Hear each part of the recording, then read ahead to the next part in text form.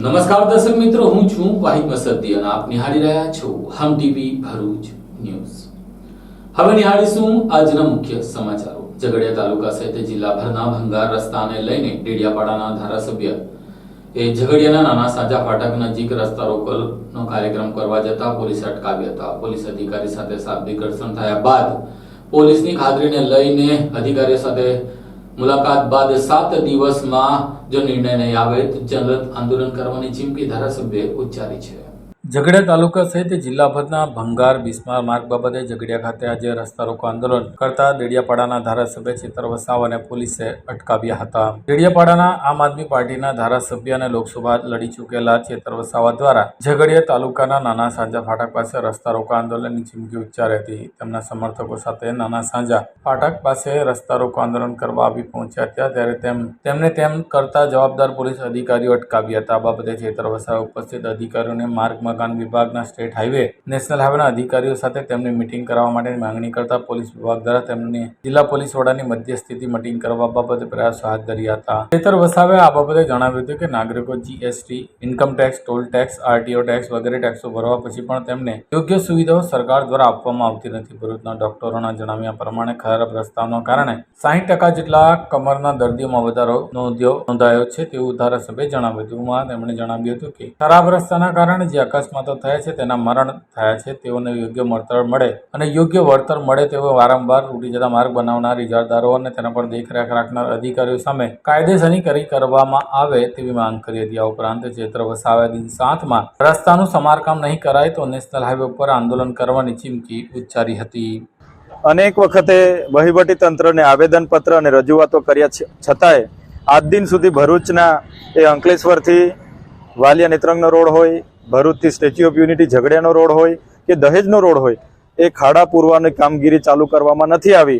ત્યારે આજે અમે રસ્તા રોકો આંદોલન પર ઉતર્યા હતા અને ત્યાંથી અમને ડિટેન કરીને ભરૂચ હેડક્વાર્ટર ખાતે લાવવામાં આવ્યા હતા। ત્યારે એસપી સાહેબ સાથે અમારી ચર્ચાઓ થઈ, મિટિંગ થઈ, બાદમાં અધિક નિવાસી કલેક્ટરની અધ્યક્ષતામાં નેશનલ હાઈવે, સ્ટેટ હાઈવે અને પંચાયત હાઈવે ઓથોરિટીના અધિકારીઓ સમેત હમણાં જ અમારી બેઠક થઈ છે। ત્યારે દિન 7માં તમામ ખાડાઓ, તમામ રસ્તાઓ રિસર્ફેસિંગ કરીને સમારકામ કરીને પૂરવામાં આવશે એવી એમણે અમને બાહેધરી આપી છે। જો દિન 7માં આ કામગીરી નથી કરવામાં આવતી તો ફરી અમે રસ્તા રોકો આંદોલન પર ઉતરીશું અને ત્યારે અમે નેશનલ હાઈવે 8ના ટોલ નાકા પર જ રસ્તા રોકો આંદોલન કરીશું એવી પણ અમે રજૂઆત એમને કરી છે। ત્યારે અમારી માંગણી છે, એક બાજુ જનતા RTO tax, GST, road tax, toll tax આટલા બધા ટેક્સો ભરે છે, લાખો રૂપિયા ગાડી લીધા પછી પણ લાખો રૂપિયા ટેક્સ ભરે અને સુવિધાના નામે મીંડું હોય એ ક્યારે અમે ચલાવવાના નથી। આજે ગુજરાતમાં બ્રિટન જેવા ટેક્સો ઉઘરાવવામાં આવે છે અને અહીંની સુવિધાઓ સોમાલિયા દેશ જેવી આપવામાં આવે છે, અમે ક્યારે નથી ચલાવવાના।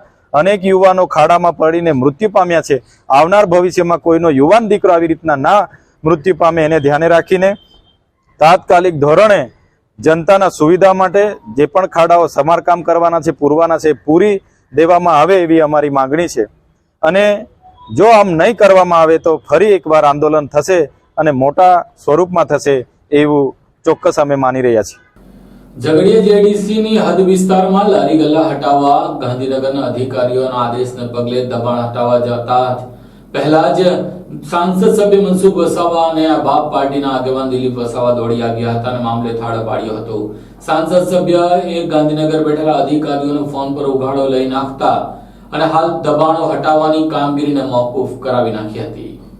ઝઘડિયા જેડીસીમાં આવેલા લારી ગલ્લા હટાવવા બાબતે ઝઘડિયા જેડીસી દ્વારા નોટિસ આપવામાં આવી, જેને લઈને આજે સાંસદ સભ્ય મનસુખભાઈ વસાવા તેમજ બાપ પાર્ટીના આગેવાનો દોડતા થયા હતા। ઝઘડિયા જેડીસીમાં રોજગારી માટેનું હબ તરીકે માનવામાં આવે છે, પરંતુ ઝઘડિયા જેડીસીમાં નાના મોટા લારી ગલ્લા ચલાવી પોતાનું અને પોતાના પરિવારનું ગુજરાન ચલાવતા હોય છે। છેલ્લા કેટલાક સમયથી ઝઘડિયા જેડીસી કચેરી દ્વારા આ લારી ગલ્લાવાળાઓને મૌખિક સૂચનાઓ આપી પોતાના લારી ગલ્લા હટાવી લેવા માટે જણાવ્યું હતું, છતાં લારી ગલ્લા નહીં હટાવતા ઝઘડિયા જીઆઈડીસી કચેરી દ્વારા તેમને નોટિસ આપી લારી ગલ્લા હટાવવા જણાવ્યું હતું અને નહીં હટાવો તો પોલીસ બંદોબસ્ત સાથે હટાવવાનું આજનું અલ્ટિમેટમ આપવામાં હતું. આ બાબતે સ્થાનિક લારી ગલ્લાવાળાએ સાંસદ સભ્ય મનસુખભાઈ વસાવાનો સંપર્ક કર્યો હતો, જેને લઈને સાંસદ સભ્ય મનસુખભાઈ વસાવા દોડી આવ્યા હતા. તેમણે જીઆઈડીસીના અધિકારી તેમજ ગાંધીનગરના અધિકારીઓને વાત કરી હતી અને જીઆઈડીસીના રોજગાર મેળવવા લારી ગલ્લા હટાવવા બાબતે મૌખિક સૂચનાઓને લઈને લારી ગલ્લા ચલાવતા લેન્ડ લૂઝરના હાશકારો અનુભવ એટલે કે આજે નહીં હટાવવામાં આવતા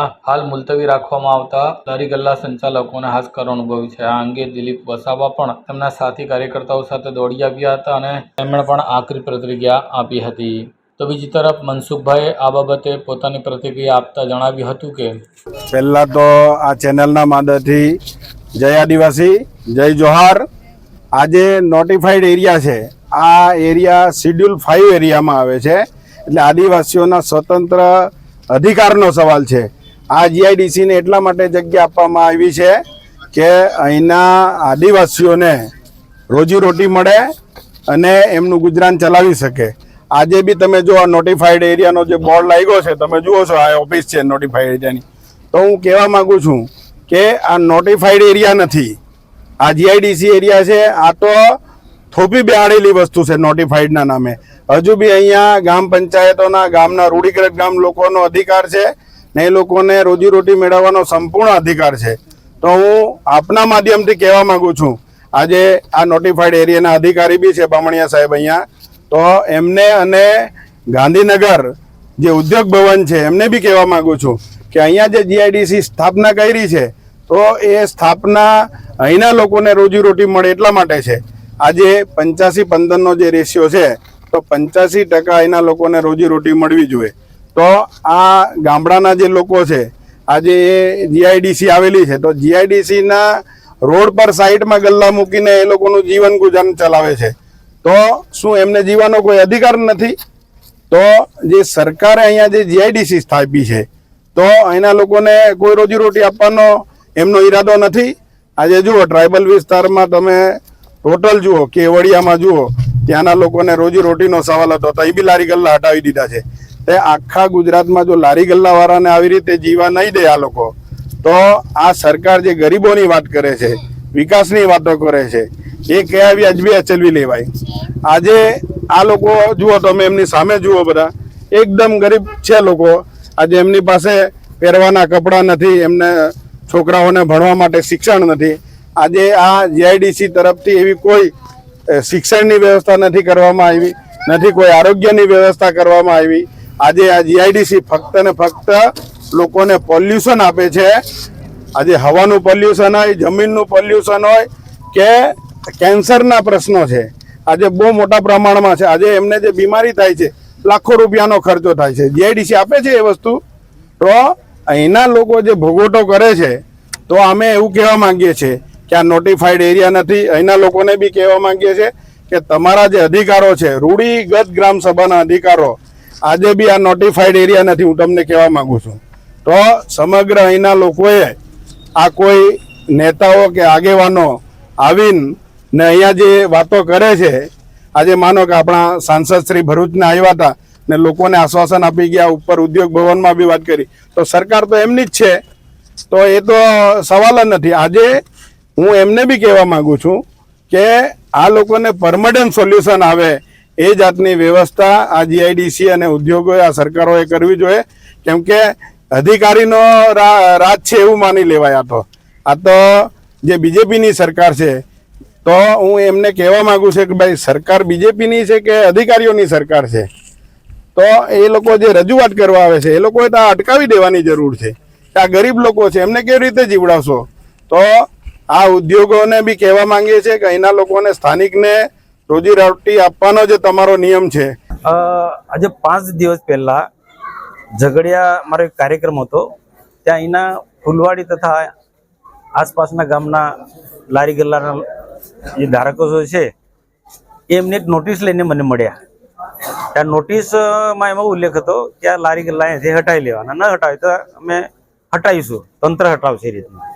ત્યાર પછી જવાબદાર અધિકારીઓ સાથે આ જીઆઈડીસીના અધિકારી, ઇન્ડસ્ટ્રીઝ છે, પછી આરએસી રેસિડેન્ટ કલેક્ટર સાથે મેં વાત કરી તો એમને આપણે આશ્વાસન આપ્યું કે ભાઈ અમે હમણાં નહીં ઉઠાય, ચોમાસા પછી આપણે મીટિંગ કરી બધાને વિશ્વાસમાં લઈને હટાવીશું. પછી રાતે 9 વાગે મને ખબર પડી, સેવંતુભાઈ ટીનાભાઈ નો ફોન આવ્યો. ટીનાભાઈ એટલે દિનેશભાઈ, એમનો ફોન આવ્યો કે આ પ્રકારના પોલીસ બંદોબસ્ત સાથે લારી ગલ્લા હટાવવા માટે આવે છે. અને મેં જવાબદાર લોકોનું પૂછ્યું, પોલીસ અધિકારી છે બાકી બધા લોકોને, તેમને સ્વીકાર્યું. મેં કીધું તમે એક પ્રકારનું વચન આપ્યું તો ના કઈ રીતના ફરી જાવ? તો કે ગાંધીનગર થી આદેશ છે કે કોઈ પણ સંજોગોમાં આ લારી ગલ્લા હટાવવાના. તો મેં કીધું કોઈ મુલતવી કઈ વિચારો? તો કે ના, ગાંધીનગર નો હુકમ છે. જવાબદાર લોકોએ કીધું મેં કઈ વાંધો નહીં. પછી અમે પણ નક્કી કર્યું આ વિસ્તારના બધા આગેવાનોએ કે જીઆઈડીસી ના અધિકારી આવશે, પોલીસ આવશે અને આપણે પણ આસપાસના આગેવાનો બધા ત્યાં ભેગા થવાનું. અને સોશિયલ મીડિયામાં બધાએ પોતપોતાની રીતના પોતાના મોબાઈલમાં પોતાના વાત મૂકી. એટલે કોઈ ને કોઈ કારણસર જીઆઈડીસી ના લોકો ડરી ગયા હશે કે જે હશે તે, પણ એમને કાર્યક્રમ મુલતવી રાખ્યો. અહીંયા આવ્યા પછી 7 વાગે અમને ખબર પડે છે કે આ કાર્યક્રમ મુલતવી રાખ્યો છે. પરંતુ અહીંયા તો અમે તો બધા આવી ગયા હતા. બધા અહીંયા ભેગા થઈને કીધું કે આપણે સંગઠિત રહેવાની જરૂર છે.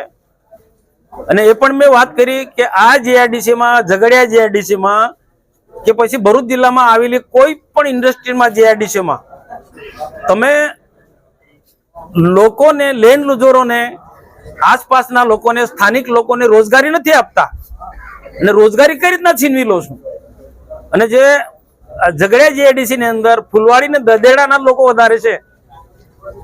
તો અહીંના લોકો છે, અહીંના ઇન્ડસ્ટ્રી એરિયાની અંદર કામ ના મળે, રોજગારી ના મળે તો પછી બીજે ક્યાં જવાના છે? તો પેલા તો ઇન્ડસ્ટ્રીઝ વાળાને, જીઆઈડીસી વાળાને મારે એમ કહેવાનું છે કે તમે પેલા રોજગારી અપાવો. આજે લારી ગલ્લા વાળા છે એમને નોકરી આપો, જીઆઈડીસી માં એમની જે પણ એ પ્રમાણે નોકરી આપો, રોજગારી આપો, પછી તમે હટાવો. તમે રોજગારી કઈ રીતના છીનવી શકો છો? સરકારનો નિર્ણય એટલે સરકાર કોણ? સરકાર તો અમે લોકોએ બનાવી છે. ધારાસભ્ય સરકાર, પ્રજાના પ્રતિનિધિ સરકાર બનાવી છે. એટલે આ અધિકારીની જે માનસિકતા સરકારને બદનામ કરવાની છે. મોદી સાહેબ હર હાથ કો કામ આપવાની વાત કરે છે, દેશને મજબૂત ભારત બનાવવાની વાત કરે છે. અને ખરેખર સાચા અર્થમાં ગરીબોને મદદરૂપ થઈ રહ્યા છે. ત્યારે કેટલાક આવા અધિકારીઓ, જે ભ્રષ્ટ અધિકારીઓ છે, જે ગાંધીનગરમાં બેઠા બેઠા હુકમ કરે છે, આ બધા અધિકારીઓને બહુ સારી રીતના જાણું છું. એટલે મહેરબાની કરીને અહીંયા કંઈ પણ નિર્ણય લેવો હોય, ભરૂચ જિલ્લાની અંદર ઝઘડિયા જીઆઈડીસી હોય કે દહેજ હોય કે પાનોલી કે અંકલેશ્વર, કોઈક પણ નિર્ણય લેતા પહેલા અમને સ્થાનિક લોકોને પૂછો. અને સ્થાનિક લોકોને પણ અપીલ કરી, આગેવાનોને, આપણે બધા એની પ્રજા સાથે, ગરીબો સાથે રહેવું પડશે. અને એ પ્રકારનું સંગઠન આપણે બધા બનાવ્યા કે આવનારા દિવસોમાં આપણને પૂછ્યા વગર કોઈ નિર્ણય નહીં લે. આપણે સરકારના હિતમાં નિર્ણય લેવાનો છે, વિકાસ સાથે જોડાયેલા છે, વિકાસમાં અવરોધરૂપ નથી. પણ વિકાસની સાથે અહીંના લોકોને નુકસાન થાય, અહીંના લોકો બેઘર બને, એ કોઈ સંજોગોમાં ના ચલવી લેવાય. તો આ પ્રકારની મેં અહીંયા અધિકારીને પણ વાત કરી છે. અને આપના દ્વારા મેં જે ગરીબોના વિરોધી માનસિકતા વાળા લોકો છે, અધિકારીઓ, એને પણ આપના દ્વારા મેસેજ હું પહોંચાડું છું. અંકલેશ્વરની માલી ખડકી યુવક મંડળ દ્વારા છોટા ભીમની થીમ ઉપર અનોખું ગણેશ પંડાલ બનાવવામાં આવ્યું છે, જે લોકોમાં આકર્ષણનું કેન્દ્ર બન્યું છે.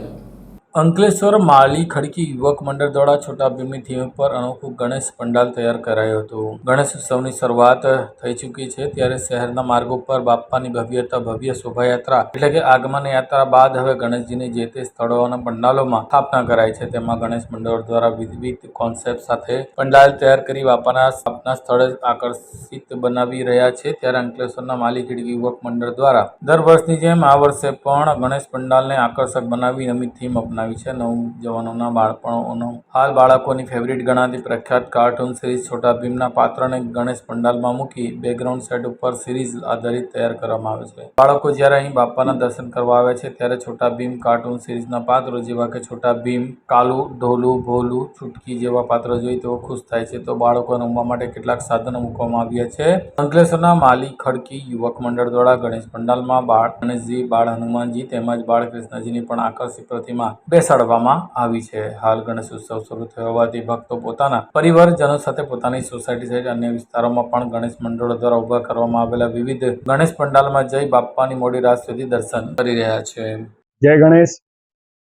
દર વર્ષે આપ જાણો છો કે મારી હરકી યુવક મંડળ તરફથી કંઈ ને કંઈ યુનિક કોન્સેપ્ટ લાવવામાં આવે છે, જેનાથી આ વખતે પણ અમે બાળકોને ખાસ કરીને ધ્યાનમાં રાખીને એક કાર્ટૂન થીમ પર આધારિત અને બાળ ગણેશ, બાળ કૃષ્ણ અને બાળ હનુમાનની મૂર્તિ દ્વારા આ વખતે યુનિક કોન્સેપ્ટ રાખ્યો છે. તો અંકલેશ્વરની જનતાને પણ આવશે જોવા માટે તો ખૂબ ગમશે અને યુવક મંડળના તમામ સભ્યોનો પણ અમે આભાર માનીએ છીએ, જેમને અમારા આ પ્રયાસને સફળ બનાવવા માટે જે ખૂબ મહેનત કરી છે દિવસ રાતની, અને બાળકોને રમવા માટે અહીંયા ચકડોળ અને જમ્પિંગ નેટ જેવી પણ વ્યવસ્થા કરવામાં આવી છે. તો એ બદલ હું તમામ જે કાર્યકર્તા છે એમને અભિનંદન પાઠવું છું કે આટલો સરસ એમને કોન્સેપ્ટ રાખ્યો છે, અને અંકલેશ્વરની જનતાને અમે કહીએ છીએ કે તમે એકવાર જરૂર મુલાકાત લો, તમારા બાળકોને ખૂબ ગમશે.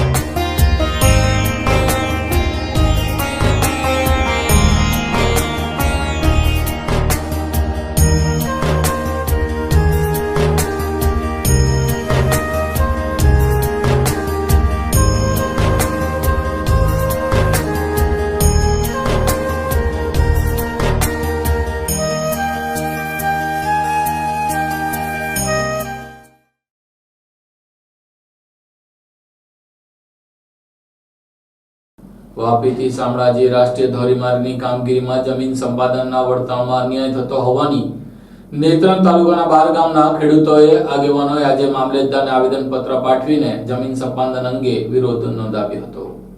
નેત્રંગ તાલુકાના કેલવીકુવા, કંબોડિયા, ચાસવડ, ઝરણાવાડી, મોજા, કવચિયા, કાંટીપાડા, કોજબારા, ખરાટા, કુંડ, મોવી ગામની સીમમાં મોટાભાગની 73A ની જમીન આવેલી છે. કેન્દ્ર સરકાર દ્વારા વાપીથી શામળાજી રાષ્ટ્રીય ધોરીમાર્ગની નવીનીકરણની કામગીરી શરૂ કરી છે. જમીન સંપાદનના વળતરથી ખેડૂતોને અન્યાય થતો હોવાથી નેત્રંગ તાલુકાની 12 ગામના ખેડૂતો આગેવાનો રોષે ભરાયા હતા, જેમાં ગુજરાત સરકારે વર્ષ 2011 પછી નવી જંત્રીની જાહેરાત કર્યા બાદ આજ દિન સુધી અમલમાં મૂકી નથી. નવી જંત્રી રિન્યુ કરાવવી જરૂરી છે. નેત્રંગ બજારની બિનખેતીની જમીનનો ભાવ 19,000 રૂપિયા દસ્તાવેજમાં છે, તો ખેતીની જમીનમાં કેમ નહીં? જમીનની માપણી સંતોષકારક નહીં થતા ખેડૂતો જમીન સંપાદન અસમંજસની સ્થિતિમાં મુકાયા છે. ત્યારે હાલ ખેડૂતોની ટોલનાકામાં પૂરેપૂરી જમીન સંપાદિત થતી હોવાથી ખેડૂતો ઘર વિહોણા બની શકે છે. રાષ્ટ્રીય ધોરીમાર્ગમાં જવાબદાર એજન્સીના અધિકારીઓ સરકારી ઓફિસમાં જે ગરીબ લાચાર ખેડૂતો સાથે જે દુર્વ્યવહાર કરે છે તેવા ગંભીર આક્ષેપો સાથે નેત્રંગ તાલુકાના ચાસવડ ગામના મુકેશભાઈ પટેલની આગેવાનીમાં નેત્રંગ તાલુકાના 12 ગામના ખેડૂતોના આગેવાનોએ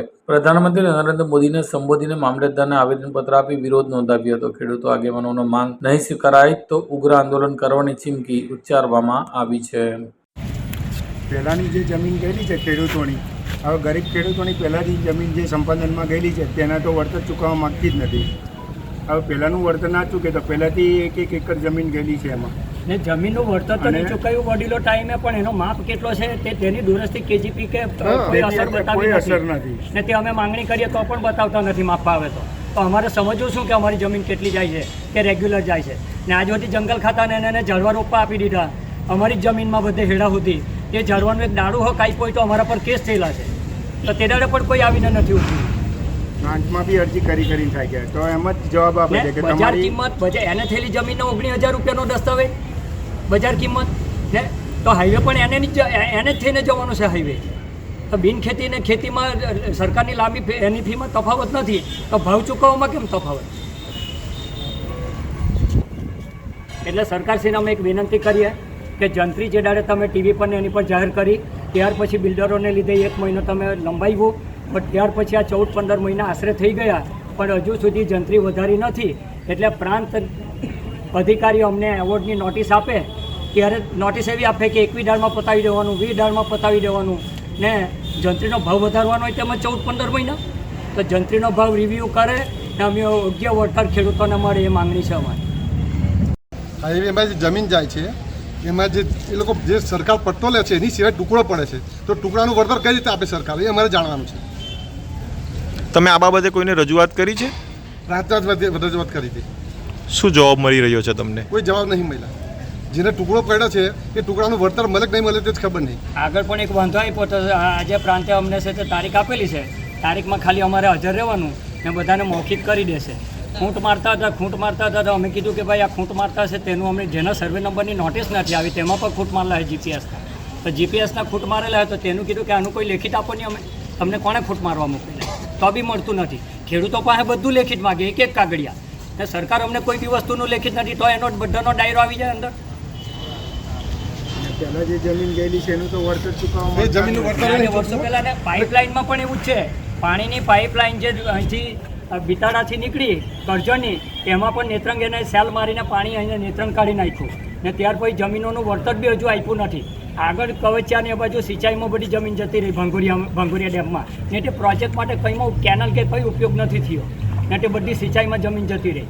એવી રીતે વર્ષો આવી રીતે કાયમ જ આ એરિયામાં અન્યાય થયેલો છે કે કોઈ કેજીપી કે દુરસ્તી થઈ નથી ને કોઈ બી અધિકારી વ્યવસ્થિત જવાબ આપતા નથી. એટલે અમારે લેખિતમાં જવાબ જોઈએ. કાં પછી એવું કરો કે સરકાર અમારી હાથે જંત્રી નહીં વધારવું હોય તો હાઈવેના જે ટોલ નાકાને જે બને એમાં છે તે આ સોલર સિસ્ટમ જેવું અમારે 25 કે 30 વર્ષનો કોન્ટ્રાક્ટ કરીને અમને બધા ખેડૂતોને ભાગીદારી આપે. અમારે જમીન નથી આપવી. અંબાજીથી ઉમરગામ જે રાષ્ટ્રીય ધોરીમાર્ગનું નિર્માણ થઈ રહ્યું છે એના એ પ્રોજેક્ટને તમે સમર્થન તો જાહેર કરો છો ને? સમર્થન અમે પ્રોજેક્ટમાં અમારે કંઈ વાંધો નથી. મારે જમીનથી આપી છે બધું જ કરવું છે પણ એ પ્રમાણે મને મારી જમીનનું વળતર મળવું જોઈએ. એટલે વિકાસ સાથે ખેડૂતોનો વિનાશ ન થવો જોઈએ એ તમારી માંગણી. તમારે એકવાર NHI આવી જશે પછી તમારે મિડલમાંથી 70 મીટર જગ્યા છોડવી પડે. તમારે હોટલો ને આને તેને આને થાય તો ફટાફટ થઈ જશે. તમારે પાનિયા છૂટા પડવાના હોય તો ફટાફટ થઈ જશે. પણ જે દાડે ખેડૂત કંઈ અહીંયા કરવા માટે આવે ને તો તે થતું નથી બિલકુલ ને ત્યારે ખેડૂતને એક છાપરી બાંધીને જ રહેવું પડશે. ખેડૂતને ઘણા ઘર વિહોણા થવાના છે આમાં. ખેડૂતને જે સર્વે નંબર જાય છે જે બ્લોક નંબર જાય છે તેની હકીકત એક પ્રમાણપત્ર આપવું જોઈએ કે ભાઈ તારા રૂરલ સેન્ટરથી આટલા ફૂટ જમીન તારી દબાણમાં જાય છે કે સરકારમાં જાય છે, જમણી બાજુ જાય છે કે ડાબી બાજુ જાય છે. અત્યાર દિન સુધી ખેડૂતને આનો કોઈ હિસાબ જ નથી કે એમનો કોઈ માપદંડ નથી. જે લોકો હિન્દી ભાષી આવે છે ટ્રાઇબલની અંદર જે લોકોને ગુજરાતી બોલતા નથી આવડતું એ લોકો હિન્દી ભાષામાં વાત કરે છે. તમારે આટલી બધી પબ્લિક છે, અત્યારે સર્વે ચાલુ છે બરાબર, બિહારી છે, તમે પૂછો તમને કોઈ પણ જાતનો લોકો જવાબ નહીં આપે. જે તે ખેડૂતને જે તે માલિકને વ્યવસ્થિત જવાબ મળે અને ઓફિસથી જવાબ મળે અને નકલ સાથે મળે એવી અમારી બીજી માંગ છે. હાંસોડ તાલુકાના ખેડૂતોના પાકને નુકસાનનું વળતર ચૂકવવા માટે આજે તેઓ દ્વારા મામલતદારને આવેદનપત્ર પાઠવ્યું હતું.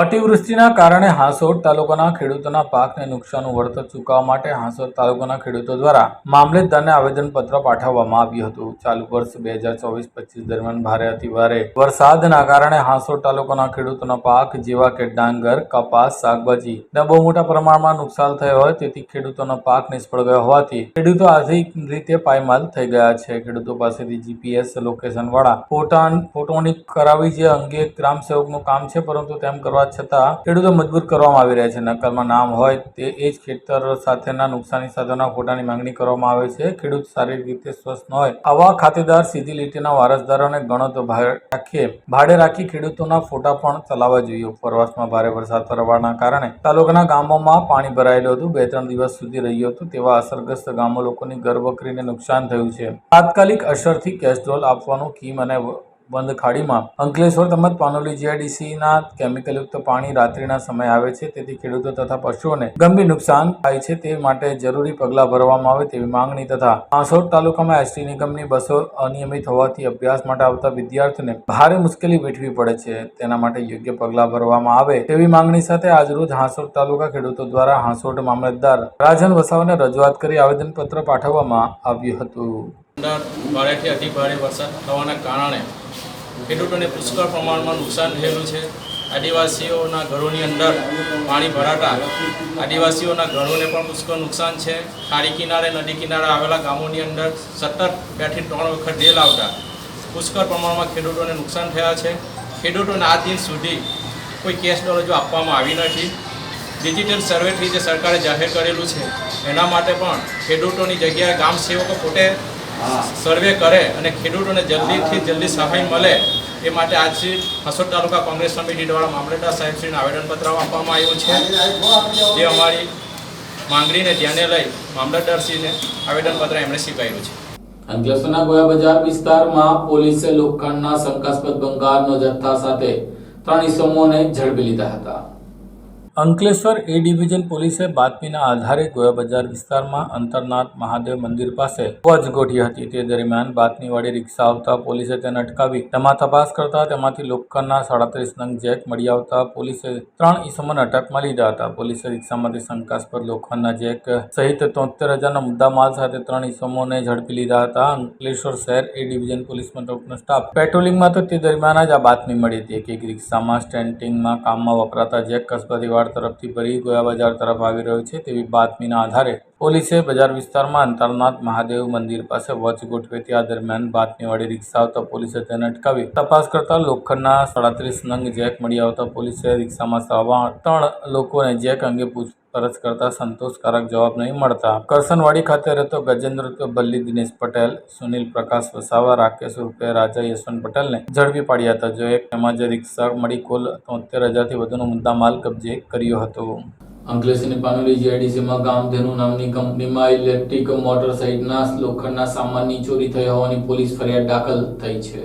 પાનોલી જીઆઈડીસીમાં આવેલી કામધેનુ ન્યુટ્રન્સ પ્રાઇવેટ લિમિટેડ કંપનીમાં ચોરી થઈ હતી, જેનો ભેદ પાનોલી પોલીસે ગણતરીના કલાકોમાં જ ઉકેલી નાખીને 2 લોકોને ઝડપી લીધા હતા, જ્યારે 2 ભંગારિયાઓ ફરાર થઈ ગયા હતા. મળતી માહિતી મુજબ પાનોલી પોલીસ સ્ટેશનમાં નોંધાયેલી ફરિયાદમાં પાનોલી જીઆઈડીસીમાં આવેલી કામધેનુ ન્યુટ્રન્સ પ્રાઇવેટ લિમિટેડ કંપનીમાં બનેલા બનાવમાં ઇલેક્ટ્રિક મોટર એક એચપીની તેમજ અન્ય મોટરો વગેરે મળીને કુલ્લે 37,000 રૂપિયાની ચોરી થઈ હતી. આ અંગે પાનોલી પોલીસ મથકમાં ફરિયાદ નોંધાતા પીઆઈ સહિતના પોલીસ કાફલાએ વોચ ગોઠવી હતી અને પાકી બાતમીને આધારે પોલીસે દીપક કુમાર ઉર્ફે વિકી પંકજ કુમારસિંહ જાટ રહેવાસી ગ્રીન વેલી સોસાયટી કાપોદ્રા, વીરુ ઉર્ફે ભૈરવ લક્ષ્મણ જાતે રાજપૂત એમપીનગર અંકલેશ્વર નાઓને ઝડપી લીધા હતા, જ્યારે નુરુલ આલમ બદરુદ્દીન શૌકત અલી મનિહાર રહેવાસી અંસાર માર્કેટ ભડકોદરા અને રાજેશ ઉર્ફે ગુજ્જુ જૈન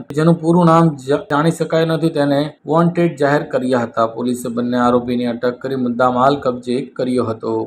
અંકલેશ્વરની સામાજિક સંસ્થા દ્વારા પોલીસ કર્મી અને જીઆરડીના જવાનો માટે પ્રાથમિક સારવાર અંગેનો તાલીમ કેમ્પ યોજાયો હતો. અંકલેશ્વરની સામાજિક સંસ્થા દ્વારા પોલીસ કર્મચારીઓ માટે પ્રાથમિક સારવાર માટેનો તાલીમ કાર્યક્રમ યોજાયો હતો, જેમાં જીઆરડીના જવાનો અને પોલીસ કર્મીઓએ ભાગ લીધો હતો. અંકલેશ્વરમાં આવેલી એક સામાજિક સંસ્થા દ્વારા સરદાર પટેલ સમાજવાડી ખાતે પ્રાથમિક ફર્સ્ટ એડ અને સીપીંગ ટ્રેનિંગનું આયોજન કરવામાં આવ્યું હતું, જેમાં 300થી વધારે જીઆરડીના જવાનો અને પોલીસ કર્મચારીઓ ભાગ લીધો હતો. આ કાર્યક્રમમાં રૂરલ પીઆઈ કેજે સિસોદિયા જે સહિત સામાજિક સંસ્થાના આગેવાનો કાર્યકર્તાઓ ઉપસ્થિત રહ્યા હતા. ભરૂચમાં ભક્તોએ ત્રીજા દિવસે જાડેશ્વર નીલકંઠેશ્વર મહાદેવ મંદિરના નદી કિનારે શ્રીજીની મૂર્તિઓનું વિસર્જન કર્યું હતું. વિઘ્નહર્તા ગણપતિ બાપાને 3 દિવસનું આતિથ્ય માણીને આજે ત્રીજા દિવસે અનેક ભક્તો દ્વારા ગણપતિ બાપાની પ્રતિમાઓનું નર્મદા નદીમાં વિસર્જન કરાયું હતું. ગણપતિ બાપા મોરિયા, ઘીમે લાડુ, ચોરિયાના નાદ સાથે બાપાની પ્રતિમાને વિદાય અપાઈ હતી. ભરૂચના જાડેશ્વર નીલકંઠેશ્વર મહાદેવ મંદિર નર્મદા ઘાટ ખાતે આજે ત્રીજા દિવસે મોટી સંખ્યામાં ગણપતિ બાપાની મૂર્તિનું વિસર્જન કરાયું હતું. 3 દિવસનું આતિથ્ય માણીને આજે વિઘ્નહર્તા ગણપતિ બાપાને મા નર્મદા નદીના નીરમાં યોગ્ય વિસર્જન કરવામાં આવ્યું હતું. ઉલ્લેખનીય બાબત એ છે કે અહીં ખૂબ જ મોટી સંખ્યામાં બીજા દિવસે જ ગણપતિ વિસર્જન થતા હોય છે અને આજે ત્રીજા દિવસે પણ મોડી રાત સુધી વિસર્જન થતા હોય છે. ત્યારે અહીં વહીવટી તંત્ર અને પોલીસ તંત્ર દ્વારા યોગ્ય વ્યવસ્થા ગોઠવવામાં આવે અને પોલીસ બંદોબસ્ત ગોઠવવામાં આવે, જેથી કરીને હવે રોજ અહીં ગણપતિ વિસર્જન કરવા માટે આવતા લોકોને કોઈ મોટી મુશ્કેલી કે હોનારત ન સર્જાય, જેની તકેદારી રાખી પોલીસ તંત્ર દ્વારા પણ અહીંયા યોગ્ય પોલીસ બંદોબસ્ત ગોઠવવામાં આવે તે જરૂરી છે. હવે ગણેશજીના આજે ત્રીજા દિવસે ખૂબ જ મોટી સંખ્યામાં ગણેશજીની પ્રતિમાઓનો નર્મદા નદીમાં વિસર્જન કરવામાં આવ્યું હતું અને આ વિસર્જન આજે મોડી રાત સુધી ચાલતું હોય છે. આમ 5-7 દિવસ બાદ પણ મૂર્તિનું વિસર્જન કરવા માટે ખૂબ જ મોટી સંખ્યામાં અહીં લોકો આવશે, તો તંત્ર દ્વારા અહીંયા યોગ્ય વ્યવસ્થા ગોઠવાય તે જરૂરી છે. આ સાથે હમ ટીવી ભરૂચ ન્યૂઝના સમાચારો પૂર્ણ થાય છે. આવતીકાલે ફરી મળીશું. ત્યાં સુધી રજા આપશો. નમસ્કાર.